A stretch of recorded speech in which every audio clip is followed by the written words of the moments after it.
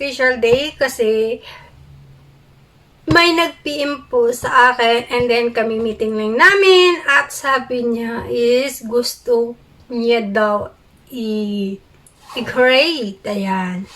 Gusto ko lang i-grade ang aking partner business partner na si Ma'am Grace and Kuya Alex. Ayan. Kuya and Madam Grace, ayan, happy second Gigi Gracela Gallery in Kidapawan. Ayan, congratulations sa inyo. First anniversary na po ng Gigi ng Kidapawan. Ayan, thank you so much sa greetings sa mga greetings din sa mga sa store. Ayan, congratulations everyone sa inyo. And ayan, sa lahat po ng mga staff, manager, ayan, nagkaisa po sila lahat para magiging successful yung Gigi. Sa lahat-lahat ng mga staff, sa mga clients, sa mga solid supporters din, sa solid mga customer, ayan, nakita po namin kung paano nyo pinalangga ang Kidapawan. Sa lahat po ng mga investors ko, kapwa ko investors, ayan, congratulations everyone sa atin. Ayan, ang second branch na natin ay mag first anniversary na ngayon. Ayan, enjoy your day, enjoy sa lahat ng mga events. Sana magiging successful. I wish na maging successful. Alam ko naman na talaga nag-successful na ang Gigi ngayon, nag-high level na. Ang layo-layo ng narating noon, nag-start tayo hanggang ngayon. Lahat po talagang nakaka-proud, nakaka-touch.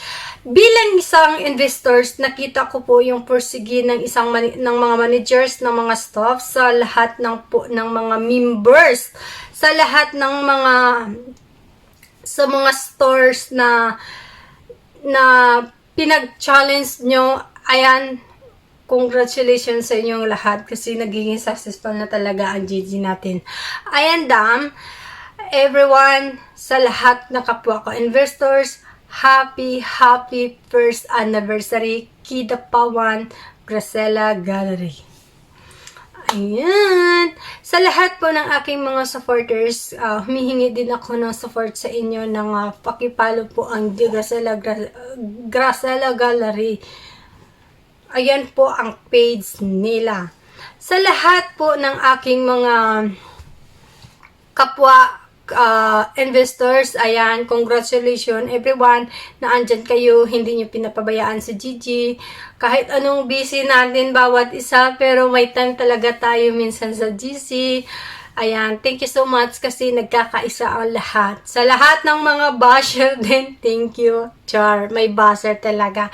Yes, normal lang. Alam ko naman na normal lang talaga na may competition ang mga company or mga store.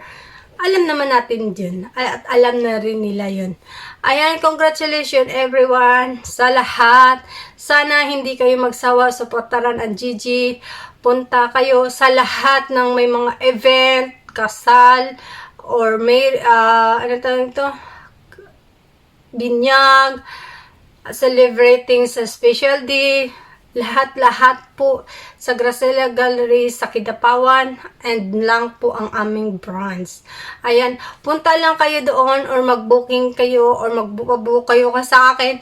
Meron din po dyan na surprise car, love delivery, lahat-lahat po ng mga event. Pwede na po sa Gracela Gallery lang po yan makikita.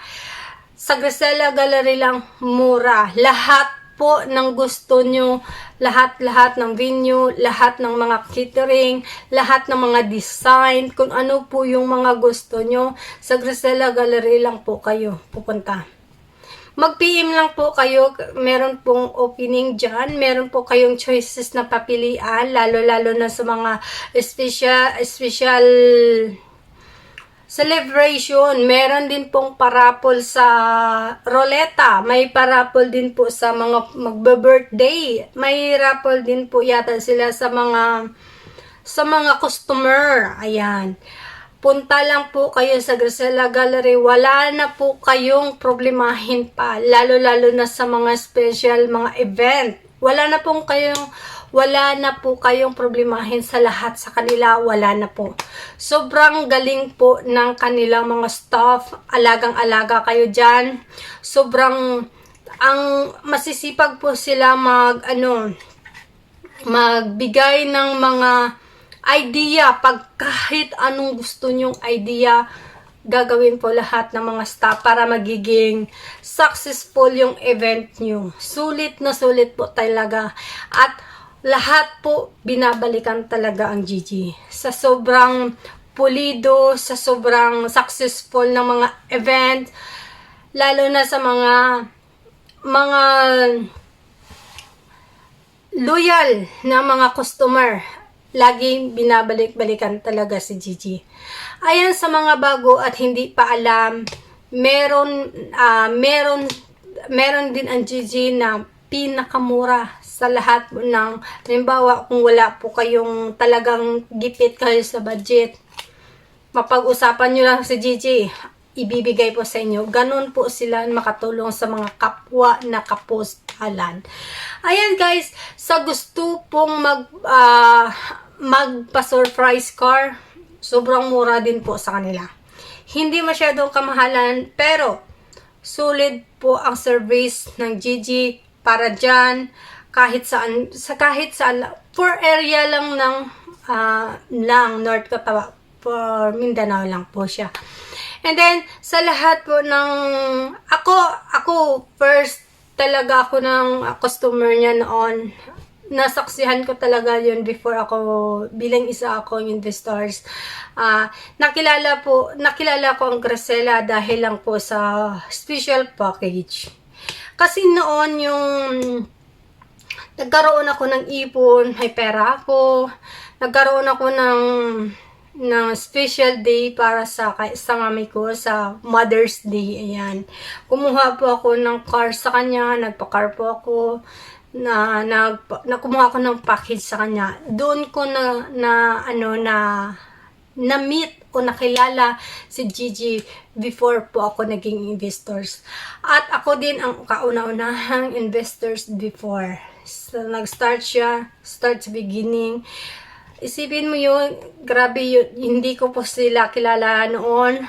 Dito lang ako sa abroad. Pero nung nagiging client nila ako, and then nagkabutihan ng loob, and then kinuha nila akong bilang isang investors, pumayag ako.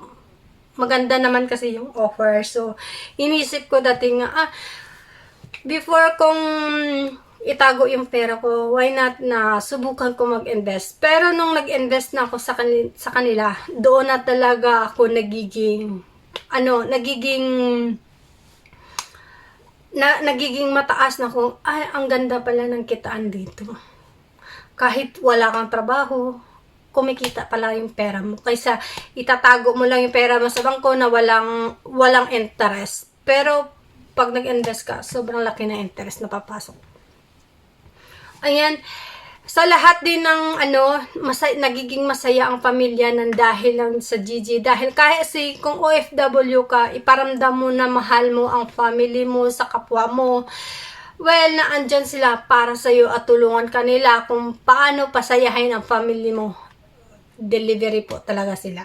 Sulit na sulit po yung servisyo nila para sa family nyo. Hindi nyo po pagsisihan si Gigi pag nasubukan nyo po. Kaya sa lahat ng gustong mag-inquire lang kayo sa Gracela Gallery. Naandyan lang sila.